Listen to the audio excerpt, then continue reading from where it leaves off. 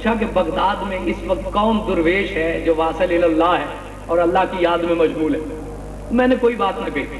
حضرت بہاؤالدین زکریا رحمۃ اللہ علیہ نے فرمایا کہ آپ نے اپنے شیخ حضرت شیخ الشیوخ صاحب الدین سہروردی رحمۃ اللہ علیہ کا نام کیوں نہ لیا؟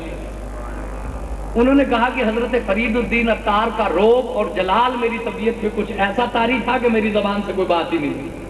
لیکن حضرت بہاؤالدین زکریا رحمۃ اللہ علیہ کو یہ کچھ بات بہتر محسوس نہ ہوئی۔ آپ نے فرمایا کہ اپنے شیخ کا نام لینا چاہیے تھا، ایک مرید کو صوفیاء کو اپنے جو شیخ سے محبت ہوتی ہے، لیکن ان کا موقف یہ تھا کہ حضرت فرید الدین کا جلال اور ان کا روب مجھ پر ایسا طاری ہوا کہ مجھ سے بات ہی نہ ہو سکتی۔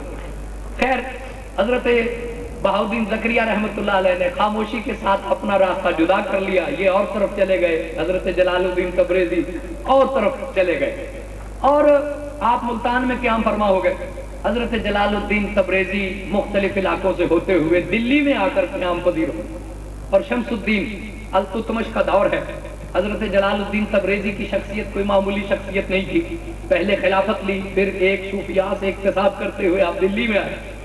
تو پہلے وہاں دلی کے شیخ الاسلام ہیں نجم الدین صغرا، اور نجم الدین صغرا پر ایک قیامت پہلے گزر چکی تھی جب حضرت قطب الدین بختیار کاکی دلی میں تشریف فرما تھا، اور آپ کو ہمیشہ یہ شکوہ رہتا تھا کہ لوگ حضرت قطب الدین بختیار کاکی کی طرف رجوع کرتے ہیں، میری طرف کوئی نہیں آتا۔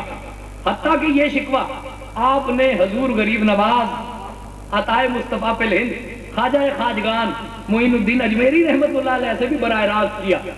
آپ خواجہ معین الدین اجمیری جب دلی تشریف لے گئے، سب لوگ آپ کو ملنے کے لیے آئے، آپ نے فرمایا کہ ہمارے بھائی نجم الدین صغرا نہیں آئے، تو چلو چل کے ہم خود ان کی طرف چلتے ہیں، مبادا وہ کوئی مصروف ہیں، کسی وجہ سے قبیلہ خاطر ہیں۔ آپ ان کے گھر میں تشریف لے گئے۔ نجم الدین صغرا جو عالم دین ہے، اپنے گھر کی مرمت کر رہے ہیں، مطلق انہوں نے کوئی التفات نہ کیا۔ حضور غریب نواز جیسی نادر روزگار ہستی انتظار میں کھڑی ہے کہ کیا معاملہ ہے۔ آخر آپ نے بڑھ کر پوچھا کہ بھائی نجم الدین، لگتا ہے کہ آپ کچھ ناراض ہیں۔ انہوں نے کہا جی کہ ناراضگی کی اور خوشی کیا ہے، آپ نے ایک خلیفہ دلی میں بھیج دیا ہے، مجھے تو پوچھتا ہی کوئی نہیں، تو میری طرف تو رجوع ہی کسی کا نہیں ہے۔ صاف الفاظ میں انہوں نے کہہ دیا کہ مسئلہ یہ ہے۔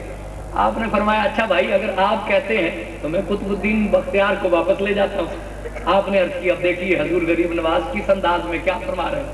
آپ نے فرمایا بابا بختیار، بھائی نجم الدین کو تمہارا دلی میں رہنا منظور نہیں، تو چلو تم میرے ساتھ اجمیر چلو، میں تمہاری خدمت کیا کروں گا۔ اگرچہ دلی والے تمہاری خدمت کر رہے ہیں، تمہیں بڑی عزت دے رہے ہیں، لیکن تم اگر اجمیر چلو گے تو میں خود تمہاری خدمت کروں گا۔ وہ آپ کے قدموں میں گر گئے اور عرض کی کہ حضور میں تو پہلے ہی آپ سے جدا ہو کر بہت اداس ہوں، میں کب چاہتا ہوں کہ آپ سے جدا رہوں، اگر آپ کا حکم ہے تو میں ابھی چلتا ہوں۔ واپسی کا سفر شروع ہو گیا۔ دلی میں خبر جنگل کی آگ کی طرح پھیل گئی کہ حضرت قطب الدین بختیار کاکی کو واپسی کا حکم ہو گیا ہے۔ اب حضور غریب نواز کے حکم کے آگے کون بول سکتا تھا؟ کسی نے بھی کوئی جسارت نہ کی، لیکن اس محبت کا اظہار کیا کہ جہاں حضرت بختیار کاکی کے قدم پڑتے ہیں، دلی والے وہ خاک اٹھا کر سر پہ رکھ لیتے ہیں، اس کا بوسہ لیتے ہیں، اتنی محبت سے رخصت کر رہے ہیں۔ حضور غریب نواز نے جب یہ محبت دیکھی تو آپ نے فرمایا کہ بابا بختیار، ایک نجم الدین کے لیے اتنے لوگوں کا دل توڑنا مناسب نہیں، لہذا تم دلی میں ہی رہو، مخلوق تم سے اتنی محبت کرتی ہے، میں اللہ کی اتنی مخلوق کا دل کیوں توڑوں، بھائی نجم الدین سے میں معذرت کر لوں گا۔ تو حضرت قطب الدین بختیار کاکی کا وصال ہوا اور حضرت نجم الدین کو برداشت کرنی پڑی۔ حضرت قطب الدین بختیار کاکی کا پردہ ہوا اور اتنے میں حضرت جلال الدین تبریزی آ گئے۔ اب وہ پہلے ہی بڑی مشکل سے ان کا یہ مسئلہ حل ہوا تھا کہ لوگ رجوع نہیں کر رہے تھے، اب جو جلال الدین تبریزی آئے تو خلقت ان کی طرف امڑ پڑی۔ اب نجم الدین صغرا کو نے بڑی کوشش کی کہ بادشاہ کو برگلائے، لیکن بادشاہ کا دل آپ کی طرف سے ہٹ نہیں سکا۔ اب اس نے ایک سازش تیار کی اور ایک خاتون جن کے کوئی اعمال و اطوار بہتر نہیں تھے، 500 اشرفیوں پر اس سے معاملہ طے کیا کہ آپ جلال الدین تبریزی پر کوئی الزام لگا۔ وہ تیار ہو گئی، 250 اشرفیاں اسے دے دی، اس نے الزام لگا دیا۔ اب حضرت جلال الدین تبریزی جیسے درویش پر یہ الزام لگنا تھا تو ایک قیامت گزر گئی۔ بات جب بھی کوئی ایسی آتی ہے تو بڑا ایک عظیم سانحہ ہو جاتا ہے اب کہ اس کا فیصلہ کیسے کیا جائے، اور کون ہے جو اس کیس کو سنے، اور کون ہے جو اس مسئلے کو حل کرے۔ ایک طرف اس کا اصرار اور ایک طرف نجم الدین صغرا نے ایک قیامت اٹھائی ہوئی ہے، ہنگامہ برپا کیا ہوا ہے۔ ایک طرف نیک دل لوگ ہیں جو یہ ماننے کے لیے تیار ہی نہیں ہے کہ حضرت جلال الدین تبریزی سے کوئی بھی غیر سطحی حرکت سرزد ہو سکتی. آخر طے یہ ہوا کہ بہاؤدین زکریا رحمت اللہ علیہ، حضرت شیخ بہاؤدین زکریا غوث العالمین بہاؤدین زکریا، انہیں زحمت دی جائے اور وہ آ کر اس قضیے کا فیصلہ کریں. اب انہیں زحمت دی گئی، وہ تشریف لائے. اور اب یہ دیکھیے کہ ایک معاملہ جلال الدین تبریزی اور حضرت بہاؤدین زکریا کے درمیان پیدا ہو چکا ہے، ایک اختلاف رائے. اب عدالت ہے، جلال الدین تبریزی آ رہے ہیں، حضور شیخ الاسلام والمسلمین بہاؤدین زکریا رحمت اللہ علیہ آپ قضا کی کرسی پہ بیٹھے ہوئے ہیں. جیسے ہی حضرت جلال الدین تبریزی داخل ہوئے آپ کھڑے ہو گئے، اور جیسے ہی آپ کھڑے ہوئے پورا دربار کھڑا ہو گیا. آپ ان کی پیشوائی کو آگے بڑھے، قالین پہ قدم رکھنے سے پہلے انہوں نے جوتے اتارے. حضرت بہاؤدین زکریا نے آگے بڑھ کر ان کے جوتے اٹھا لیے، آگے بڑھ کر ان کے جوتے اٹھا لیے. لوگوں نے کہا کہ آپ نے ان کی اتنی تعظیم کی، آپ تو ان کا کیس سننے کے لیے آئے. آپ نے فرمایا یہ وہ درویش ہیں جنہوں نے 7 سال تک میرے پیر و مرشد کی سفر حضر میں خدمت کی. جس طرح خدمت انہوں نے کی ہے وہ میرے نصیب میں نہیں ہو سکی. ان جوتوں کی جگہ بہاؤدین کا سر ہے، میں تو ان جوتوں کو اپنے سر پہ رکھوں گا. فیصلہ ہم شریعت کے مطابق کریں گے، اس میں ہم کسی قسم کی فروگزاش نہیں کریں گے. جو بھی گواہیاں آئیں گی بہاؤدین زکریا اس کے مطابق فیصلہ دے گا. وہ شریعت کی کرسی ہے جس پر بیٹھ کر میں نے حکم کرنا ہے، اور یہ طریقت کا معاملہ ہے. اور طریقت کے معاملے کی میاں صاحب آگے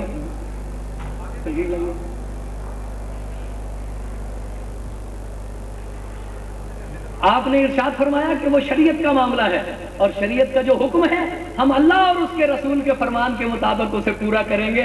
اور یہ طریقت کا معاملہ ہے، اور طریقت کا معاملہ یہ ہے کہ اس مرد درویش نے 7 سال تک میرے پیر و مرشد کی سفر حضر میں خدمت کی ہے. اور بے مثال خدمت وہ جو پیش کی جائے تو عقل دنگ رہ جاتی ہے کہ حضرت جلال الدین تبریزی نے کس طرح حضور شیخ الشیوخ کی خدمت کی ہے. کیونکہ بات پھیلانی مقصود نہیں، سمیٹنی مقصود ہے. تو آپ نے فرمایا کہ ان کے جوتیوں کی جگہ بہاؤدین کا سر ہے، کیونکہ انہوں نے میرے پیر و مرشد کی خدمت کی ہے. آپ نے فرمایا یہ طریقت کا ادب ہے، اور ہم طریقت کا ادب بھی ہماری ہی ڈیوٹی ہے. اس کنیز نے، اس خاتون نے جس نے یہ الزام لگایا تھا، اس نے جو یہ ماجرا دیکھا تو اس کی پسینے چھوٹ گئے. اس نے بڑے دربار میں اعتراف کیا کہ جلال الدین تبریزی بے قصور ہیں. مجھے نجم الدین صغرا نے 500 اشرفیاں دے کر اس الزام پہ تیار کیا، اور 250 میں پہلے وصول کر چکے ہیں.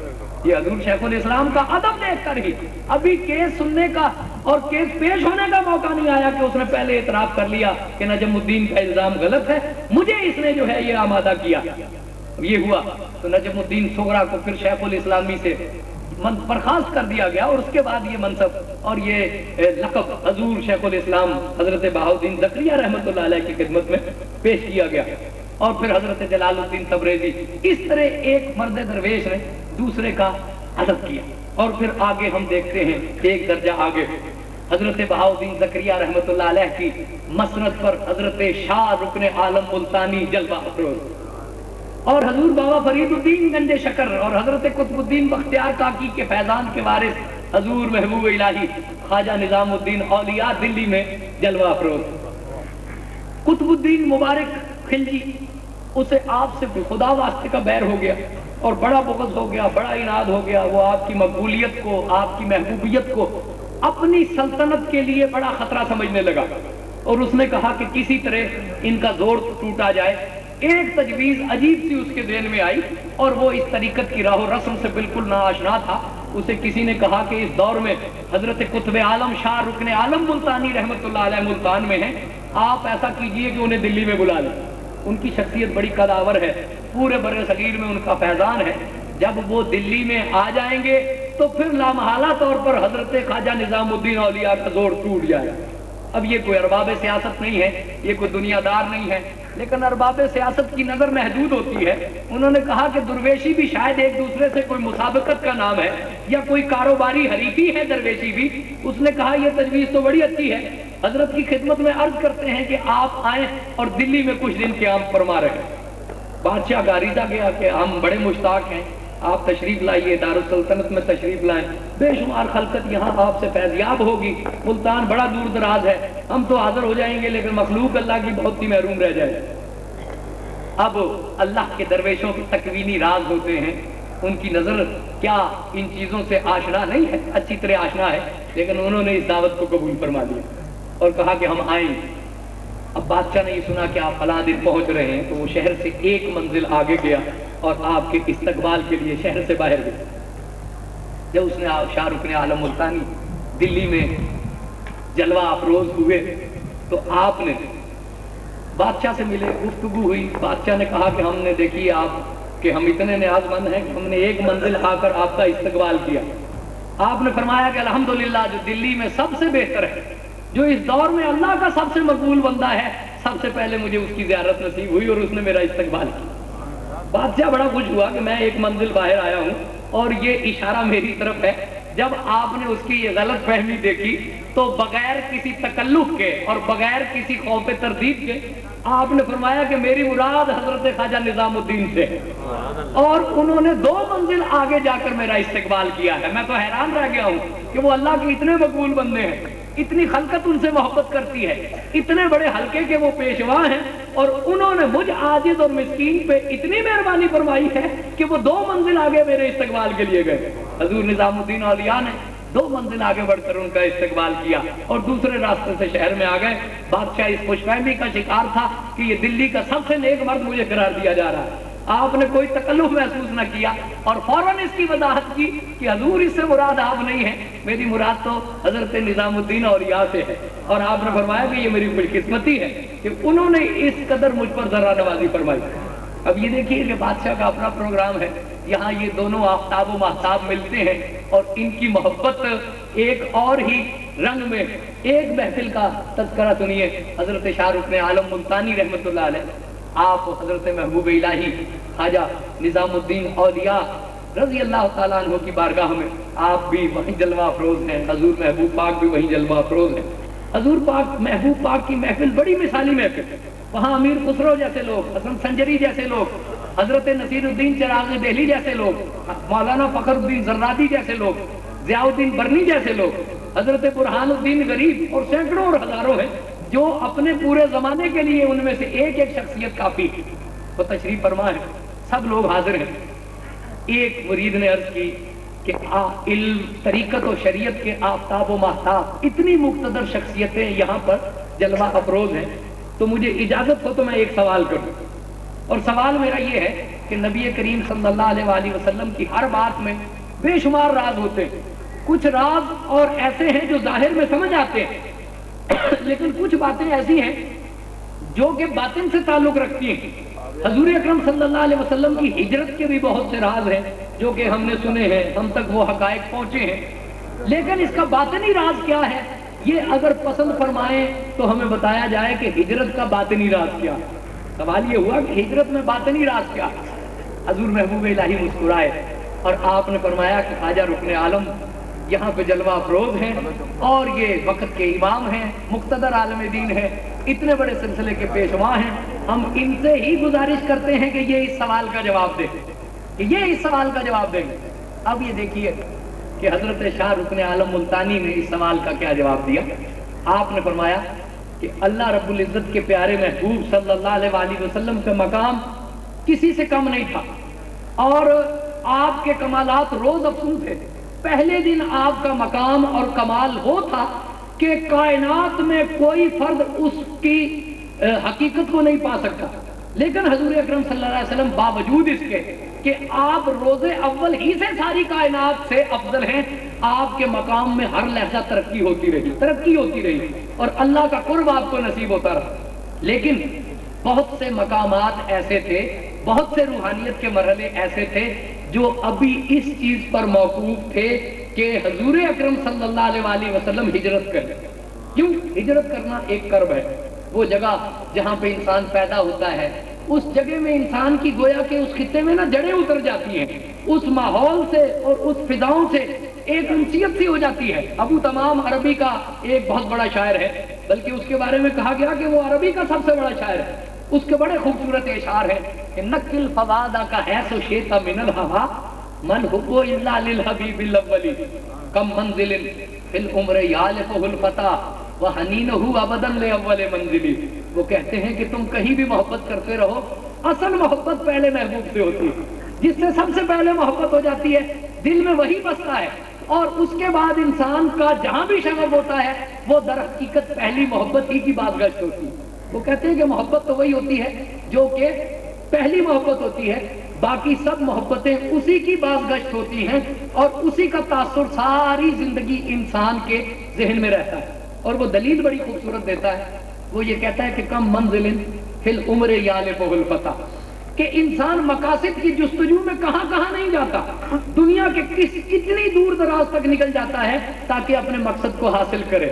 کم منزل فی العمر یالفہ الفتیٰ، انسان مقاصد کی جستجو میں کہاں کہاں نہیں چلا جاتا، فحنینہ ابدا لاول منزلی، لیکن اس کا رجحان طبع ہمیشہ اپنی جنم بھومی کی طرف رہتا ہے، جہاں وہ پیدا ہوا، جہاں وہ پلا بڑا۔ انسان کے وجود سے کبھی بھی اس خطے کی یاد محو نہیں ہوتی، اور اس کی خواہش یہی ہوتی ہے کہ میں جہاں بھی جاؤں مجھے جتنی بھی عظمتیں مل جائیں، میرا آخری وقت ہو تو اپنے وطن میں ہو، اور مجھے مٹی اپنے وطن کی نصیب ہو۔ وطن سے ایک محبت ہوتی ہے، لیکن اللہ کے بندے کہتے ہیں کہ یہ زمین اللہ کی ہے، اور اللہ کے بندے اللہ کی خاطر اپنی جنم بھومی کو بھی چھوڑ دیتے ہیں، ہجرت بھی کرتے ہیں۔ اللہ کے سارے پاکیزہ بندوں نے ہجرتیں کی، نبی کریم صلی اللہ علیہ وآلہ وسلم نے بھی ہجرت کی۔ حضور شاہ رکن عالم نے فرمایا کہ بہت سے کمالات ایسے تھے، بہت سے مقامات ایسے تھے جو حضور اکرم صلی اللہ علیہ وآلہ وسلم کو اس صورت میں ملنے تھے کہ آپ ہجرت کریں۔ آپ نے ہجرت فرمائی تاکہ آپ کی ذات کی تکمیل مزید سے مزید ہو جائے۔ آپ نے فرمایا کہ ہجرت کی یہ وجہ، جب یہ وجہ سنی حضور محبوب الہی مسکرائے، اور آپ سمجھ گئے کہ حضور شاہ رکن عالم کیا کہہ رہے ہیں، اب یہ عارف کا ذوق ہے۔ آپ نے فرمایا کہ حضور نے جو بجا فرمایا وہ بجا فرمایا، لیکن اس فقیر کی رائے اور ہے، اور اس فقیر کی رائے اور یہ ہے کہ مدینہ منورہ کے ناقص لوگ مکمل نہ ہو سکتے اگر ان کے درمیان حضور نہ آئے۔ آپ نے فرمایا ہجرت اس لیے ہوتی ہے، ایک کامل کو کوئی ضرورت نہیں ہے، اسے تو جو اللہ نے اس کے مقدر میں لکھا ہے اسے مل ہی جائے گا۔ اگر حضور مدینے میں نہ آتے تو مدینے کے ناقص لوگ کیسے تکمیل تک ہو سکتے۔ اب یہ دیکھیے کہ دونوں درویشوں کی بات، شاہ رکن عالم چونکہ ملتان چھوڑ کر دلی آئے ہوئے تھے، آپ نے فرمایا کہ جب آدمی اپنا وطن چھوڑ دیتا ہے تو پھر اسے کچھ ملتا ہے۔ اشارہ آپ نے یہ کیا کہ میں دلی میں اس لیے نہیں آیا کہ محبوب الہی کے مقابلے میں اپنی درویشی کا ڈنکا بجاؤں اور بادشاہ کے نفس کو خوش کروں، میں تو اس لیے آیا ہوں تاکہ حضور محبوب الہی کی کوئی فائدہ حاصل کروں۔ آپ نے اس جواب کے آئینے میں یہ بتایا کہ میری تکمیل اس چیز پر موقوف تھی کہ میں وقت کے اتنے بڑے محبوب کی زیارت کروں۔ اب میں نے آپ کی زیارت کر لی ہے تو اللہ مجھے وہ مقامات عطا فرمائے۔ اور حضور نے مسکرا کر کہا کہ نہیں، اگر آپ دلی نہ آتے تو ہمیں یہ سعادت نصیب نہ ہوتی، آپ تو ہمیں نوازنے کے لیے دلی آئے، آپ تو ہمیں بہرابر فرمانے کے لیے دلی آئے۔ اب یہ دیکھیے کہ بادشاہ کی سازش کیا ہے کہ یہ ان کے مقابلے میں ایک ایسا فقیری کا سلسلہ قائم کریں گے، لوگوں کا رجوع محبوب الہی سے ختم ہو جائے گا اور لوگوں کا رجوع شاہ رکن عالم کی طرف ہو جائے گا۔ لیکن حضرت شاہ رکن عالم کی نیاز مندی کیا ہے اور ان کی محبت کیا ہے، جتنا عرصہ بھی رہے۔ اور پھر یہ ہوا کہ کچھ دنوں کے بعد ایک حادثہ ہوا، حضور شاہ رکن عالم کی ٹانگ میں چوٹ لگ گئی اور وہ پھر سفر سے وقتی طور پر معذور ہو گئے۔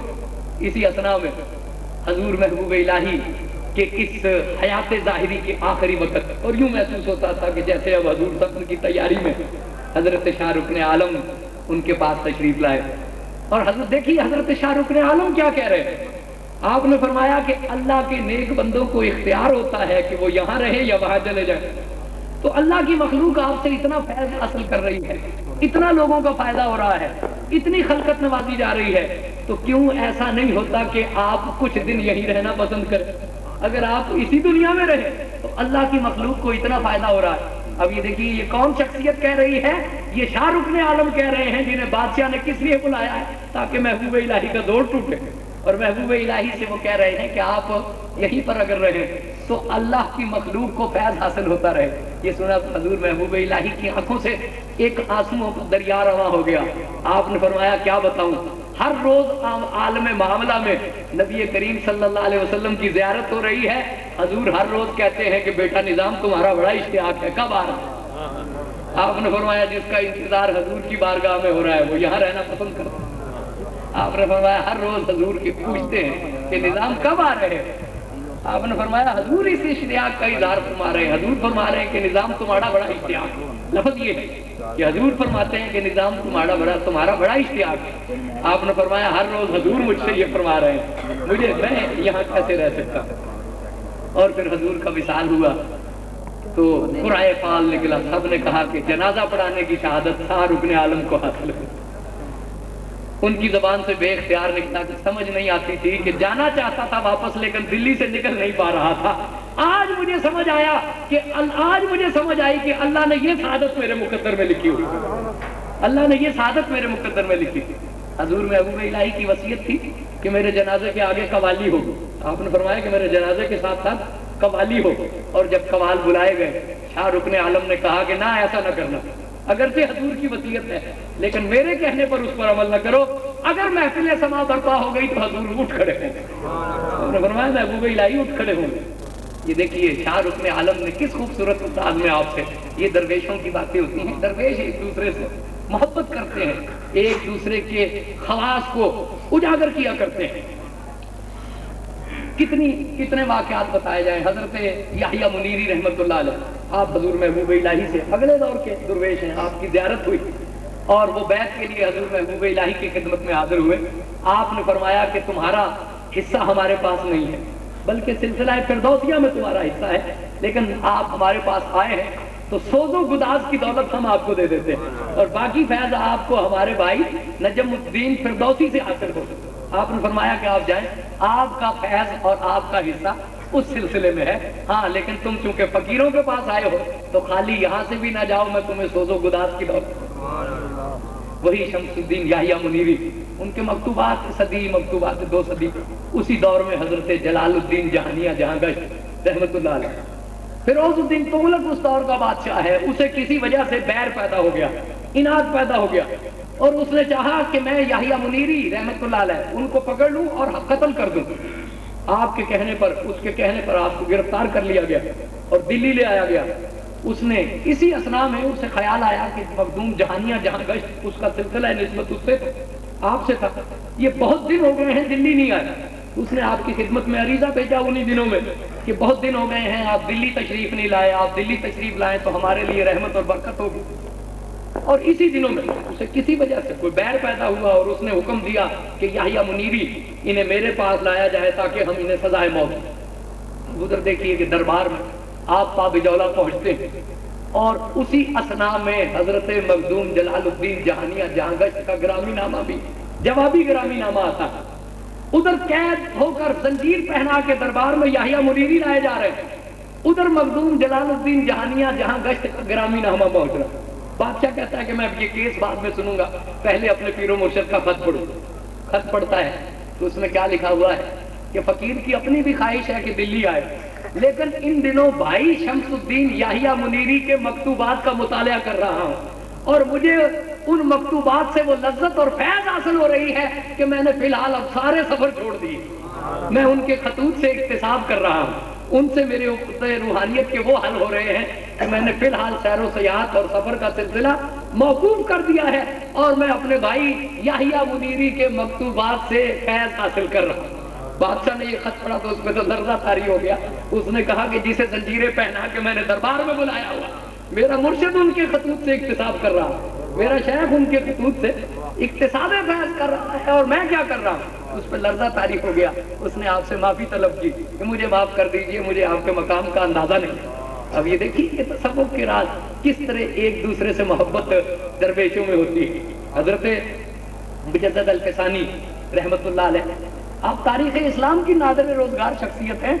آپ اجمیر شریف میں حاضری کے لیے آتے ہیں اور خدام سالانہ عرس شریف ہے, لحاف تب پاک تبدیل کر رہے ہیں. وہ لحاف جو ہر وقت حضور کے مرکز انور کے ساتھ رہتا ہے اسے تبدیل کرنے کا مرحلہ آ رہا ہے اور اس وقت وہ یہ کہتے ہیں کہ اس سال یہ حصہ حضرت شیخ احمد سرہندی کا, وہ انہیں عنایت کر دیا جاتا ہے, ان کی خدمت میں پیش کیا جاتا ہے کہ یہ حضور غریب نواز اجمیری کے روضہ مقدسہ کا لحاف ہے اور یہ ہر سال کسی درویش کو ہم دیتے ہیں, اس سال یہ نصیبہ آپ کا. آپ اسے سر سے لگاتے ہیں, آنکھوں سے لگاتے ہیں, چومتے ہیں اور کہتے ہیں یہ حضور غریب نواز نے مجھے ہدیہ عنایت فرمایا ہے اور میں وصیت کرتا ہوں کہ مجھے اس لحاف میں کفن دیا. آپ نے فرمایا یہ میرے لیے کفن ہو لوگ کیسی باتیں کرتے ہیں اور کس کس زاویے سے دیکھتے ہیں. حضرت مجدد الفسانی نے فرمایا کہ یہ کپڑا میرے کفن کے لیے ہے، اور آپ نے وصیت فرمائی.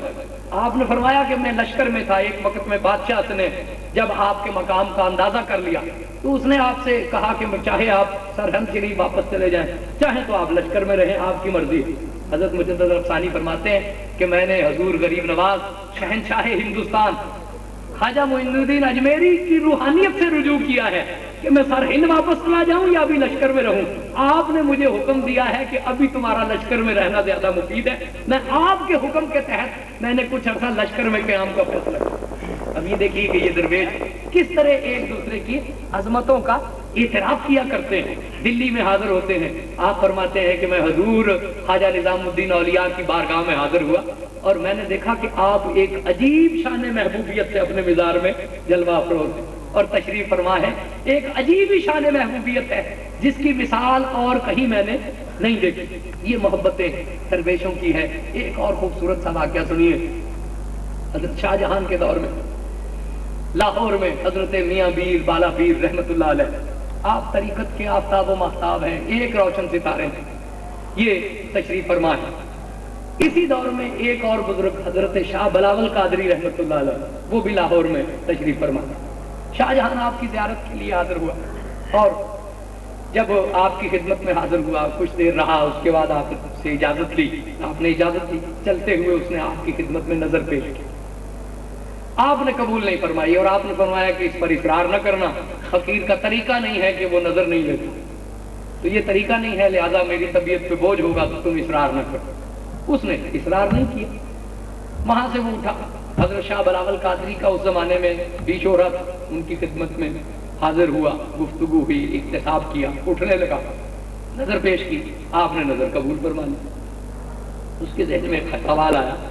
اس نے کہا کہ جناب میں نے پہلے حضرت میاں میر کی خدمت میں حاضر ہوا، ان سے میں نے نظر پیش کی تو انہوں نے تو نہیں قبول کی، آپ نے قبول کر لی. اب یہ دیکھیے کہ معاصرین ایک دوسرے کے بارے میں کیا پہلو پیش کرتے ہیں. کوئی اور ظاہر بین اور ظاہر پرست ہوتا تو وہ کیا کہتا کہ وہ کیا ویسے روحانیت کا ڈھونک لے رہے ہیں کہ بادشاہ سے بھی نظر نہیں لی وغیرہ وغیرہ. لیکن حضرت شاہ بلاول قادری نے کیا کہا؟ آپ نے فرمایا کہ بات یہ ہے کہ ہمارے بھائی میاں میر وہ تجرید و تفرید کے مقام پر پہنچ چکے ہیں. وہ تو یوں سمجھو کہ وہ فرشتوں کی دنیا کے ایک فرد ہو چکے ہیں. وہ تفرید و تجرید کے مقام پر ہیں. انہیں دنیا کے علائق سے کوئی سروکار نہیں ہے اور اب وہ مکمل طور پر گویا کہ باطنی ڈیوٹی میں وہ کوئی سروکار علائق دنیا سے نہیں رکھتے. وہ توحید اور تفرید کے مقام پر ہیں. وہ فرشتوں کی دنیا کے انسان ہو گئے. لیکن ہماری ڈیوٹی اللہ نے لنگر پہ لگائی ہوئی ہے. درویش 2 ٹائم کھانا کھاتے ہیں، ان کے پارچہ جات کا بھی ہم انتظام کرتے ہیں، تو ہم نظر قبول کرتے ہیں کیونکہ ہماری ڈیوٹی درویشوں کی خدمت پہ. ہم درویشوں کی خدمت گزار ہیں. اگر نظر قبول نہیں کریں گے تو پھر ان کی خدمت کیسے کریں گے؟ لہذا اس لیے نظر قبول کر لیتے ہیں کہ ہماری ڈیوٹی ہے.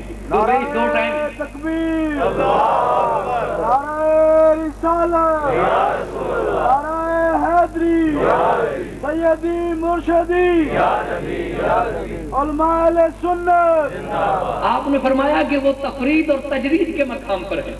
وہ فرشتے ہیں، انہیں علائق دنیا سے اب کوئی سروکار نہیں رہ گیا. ان کا اللہ کی ذات کی طرف وہی ٹکراک ہے کہ وہ پیسے لے کر کیا کریں گے.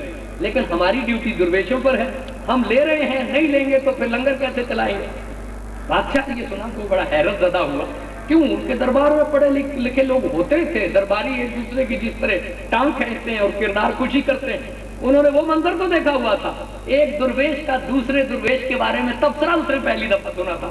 وہ بڑا حیران ہوا اور اس نے کہا کہ یہ تو ان کی رائے ہے، اب دیکھتے ہیں کہ میاں میر ان کے بارے میں کیا کہتے ہیں. کسی ہیلے بہانے سے پھر حاضر ہو گیا. ادھر ادھر کی باتیں ہونے لگی. باتیں کرتے کرتے بڑے غیر محسوس طریقے سے اس نے یہ بات بھی کر دی. اس نے کہا کہ میں حضرت بلاول قادری ان کی خدمت میں بھی گیا تھا، میں نے نظر پیش کی، انہوں نے نظر قبول کر لی، اور یہ آپ نے تو نظر قبول نہیں کی.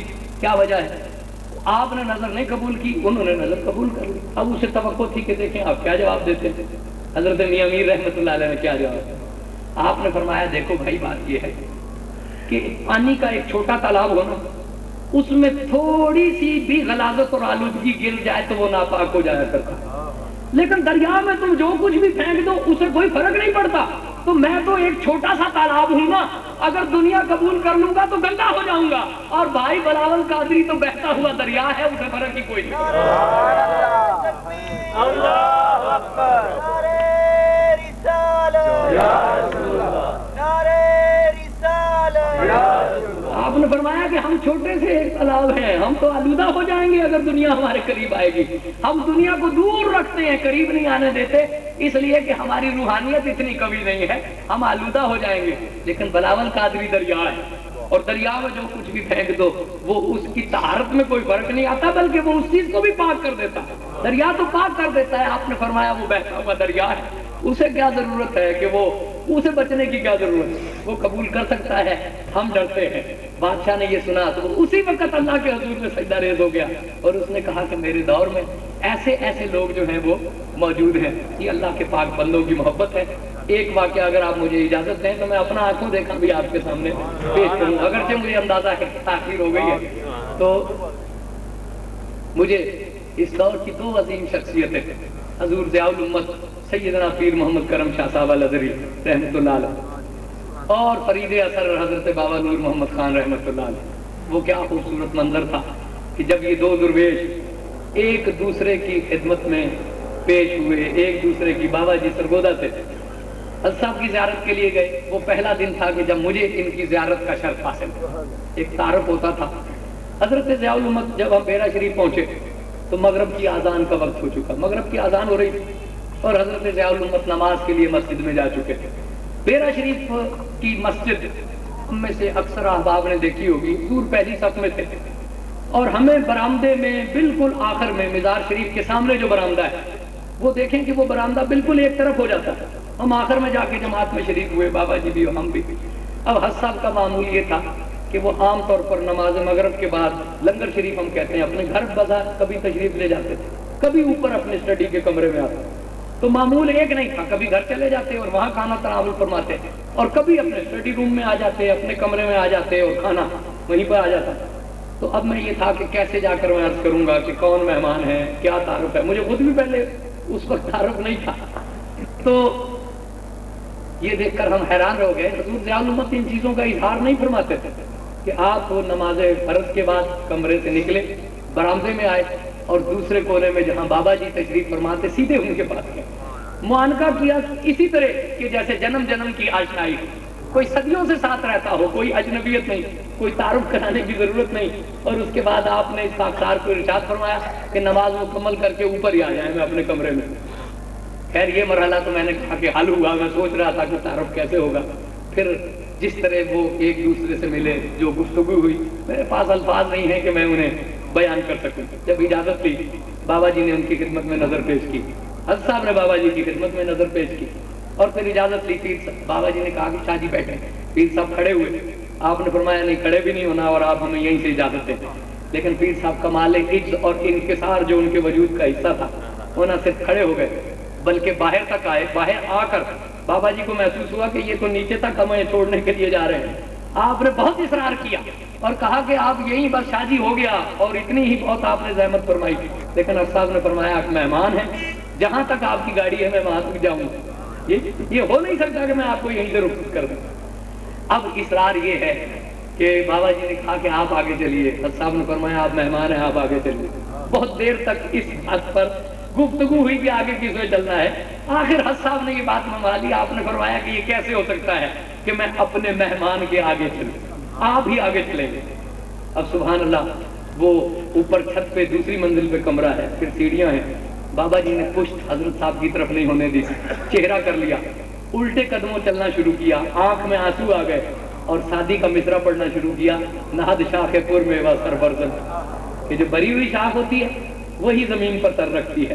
یہ انہوں نے ہمیں بتایا کہ یہ جو ذات میری تکریم کر رہی ہے یہ اپنے عجز کی وجہ سے کر رہی ہے، یہ نہ سمجھنا کہ میری ان سے افضلیت، اور انہوں نے ان کو آگے چلایا تاکہ کوئی یہ نہ سمجھے کہ میں میزبان ہونے کے باوجود بھی آگے چل رہا ہوں اور میں افضل ہوں۔ وہ پیچھے رہے اور بابا جی نے ان کی طرف پشت نہیں ہونے دی، اور جب تک گاڑی نہیں آ گئی روتے رہے اور یہی مصرع پڑھتے رہے، نہاد شاخ پر میوہ سر بر زمین، نہاد شاخ پر میوہ سر بر زمین۔ یہ اولیاء کے واقعات ہیں۔ اللہ ہمیں توفیق عطا فرمائے کہ جن لوگوں کے ہم نام لیوا ہیں ان کے کردار پر بھی، ان کی سیرت پر بھی عمل پیرا ہوں.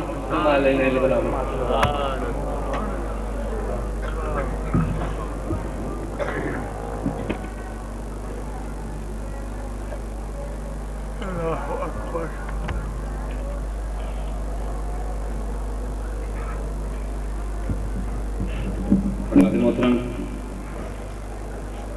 ابھی آپ جناب علامہ محمد رضا الدین صدیقی صاحب ڈائریکٹر زاویہ فاؤنڈیشن کی گفتگو سن رہے تھے. اب میں نعت رسول مقبول صلی اللہ علیہ وآلہ وسلم کے لیے دعوت دیتا ہوں. ہمارے ساتھی لاہور سے تشریف لائے ہیں جناب جمیل چشتی صاحب.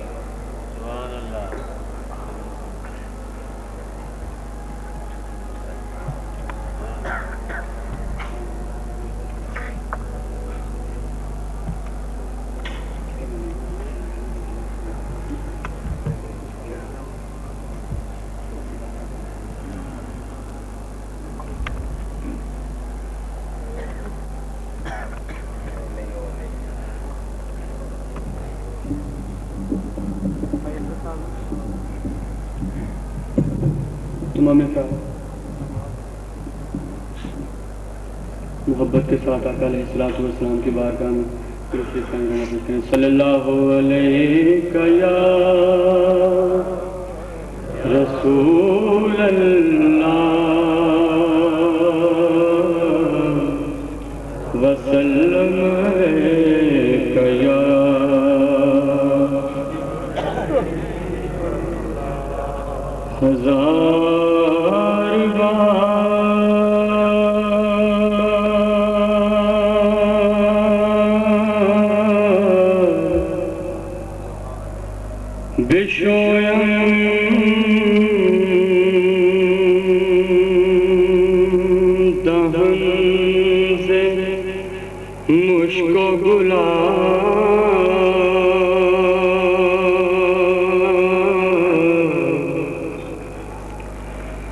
ہزار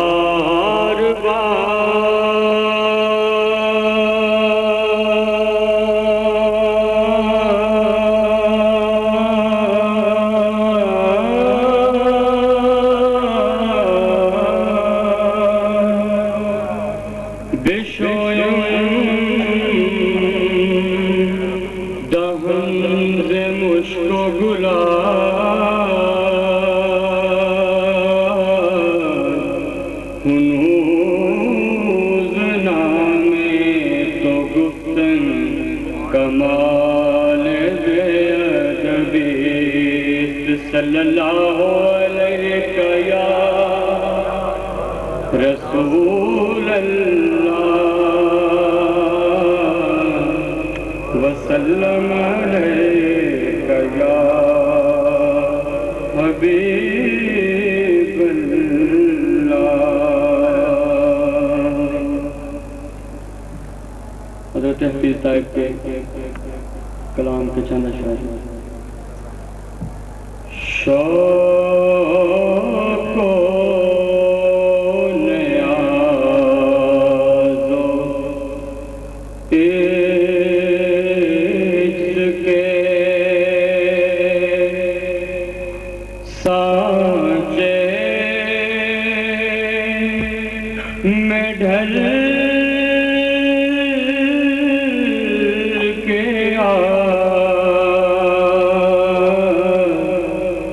شوق و نیاز و عشق کے سانچے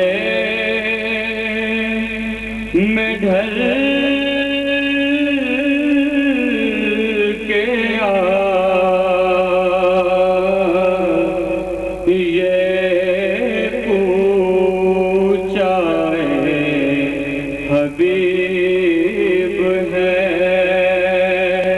پلکوں سے چل کے یہ پوچھا ہے حبیب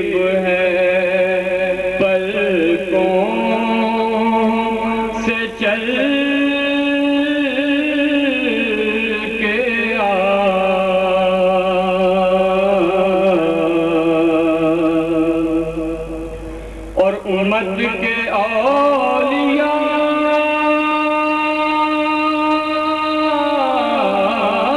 بھی ادب سے ہے دم بخود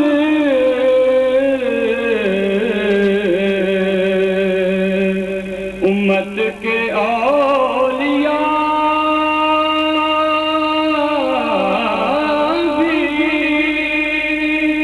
ادب سے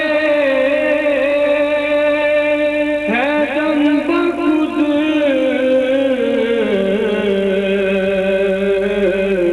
یہ بارگاہ ہے سرور دی ہے سنبھل کے آ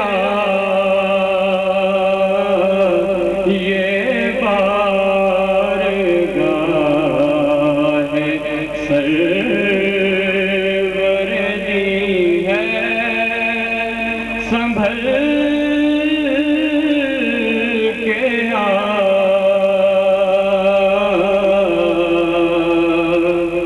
اور آتا ہے تو جو شہر رسالت ماب میں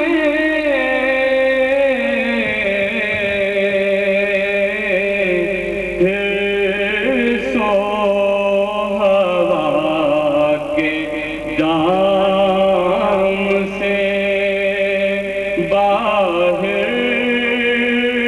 نکل کے آ پھر سو ہوا کے دام سے باہر نکل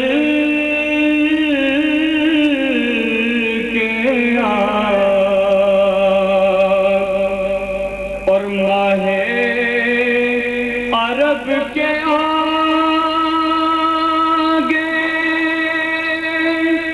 تیری بات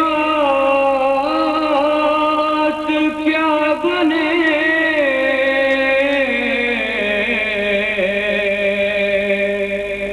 ماہ عرب کے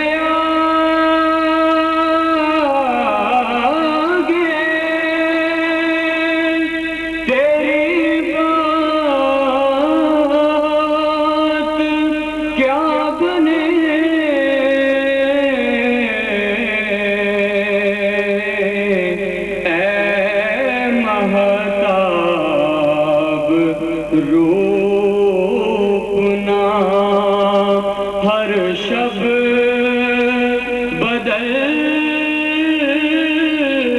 کے آ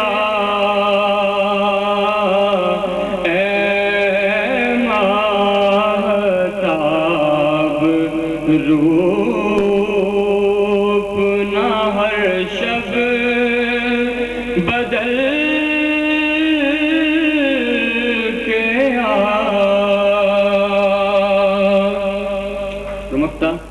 کہ سوزو تپش سخن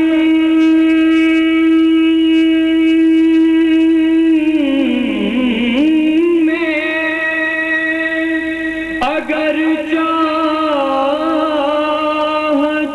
ہے تو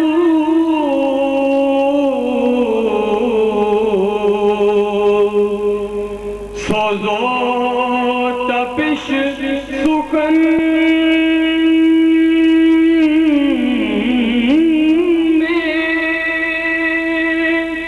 اگر چاہتا ہے تو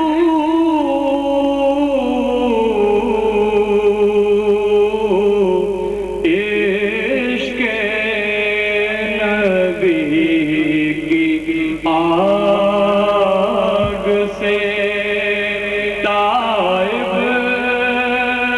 پگھل کے آ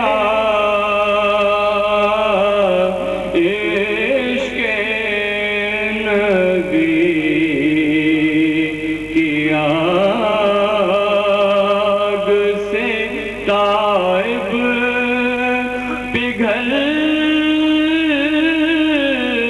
کے شوق و نیاز و عجز کے سانچے میں ڈھل کے آئے بارگاہ سرور دی ہے سنبھل کے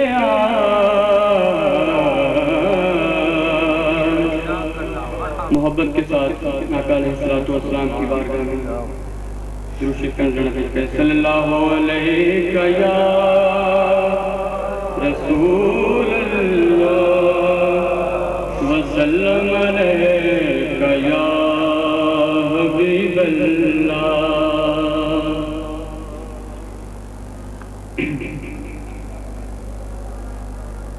جب بھی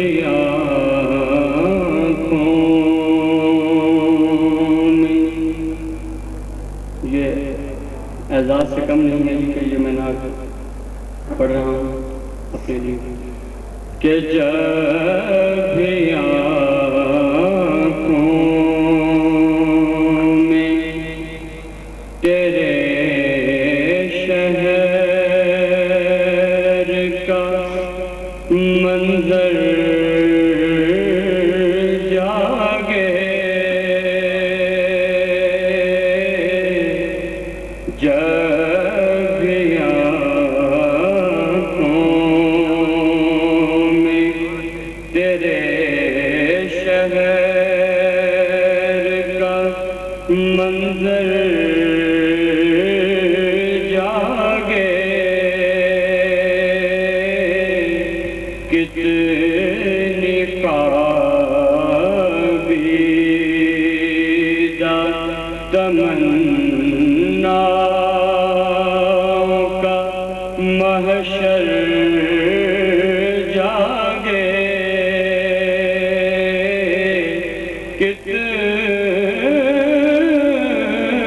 کتنی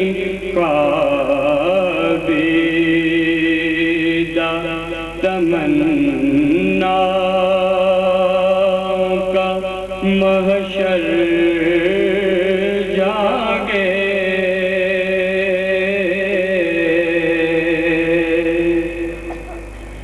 اور ظلمت شب میں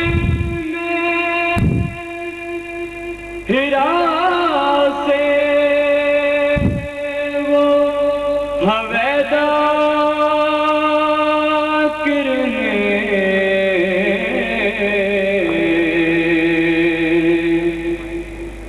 ظلمت شب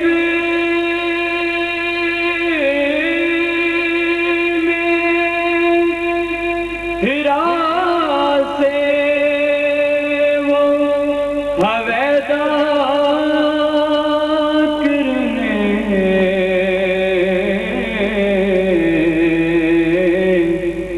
جیسے آگوش صدف میں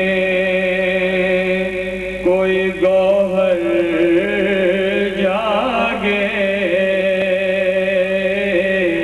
جیسے آگوش صدف میں کوئی گوہر جاگے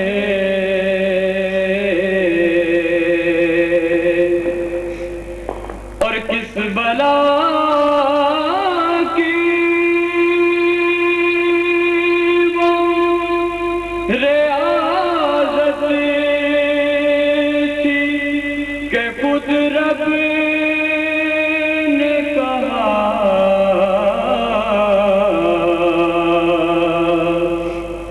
کیا بلا کی وہ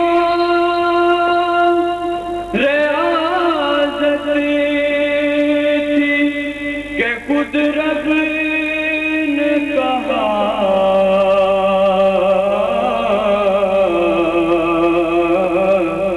کہ میرے محبوب تو کیوں رات کو اکثر جاگے، میرے محبوب تو کیوں رات کو اکثر جاگے،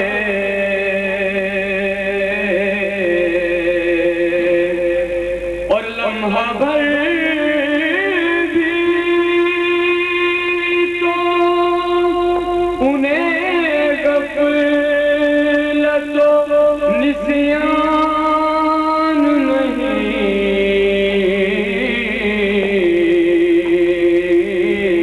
آنکھ سو جائے مگر قلب منور جاگے،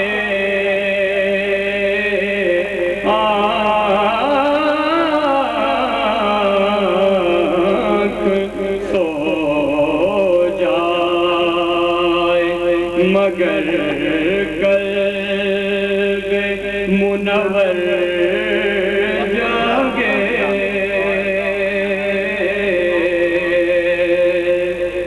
نعرہ تکبیر، نعرہ رسالت، نعرہ حیدری، اے مسیح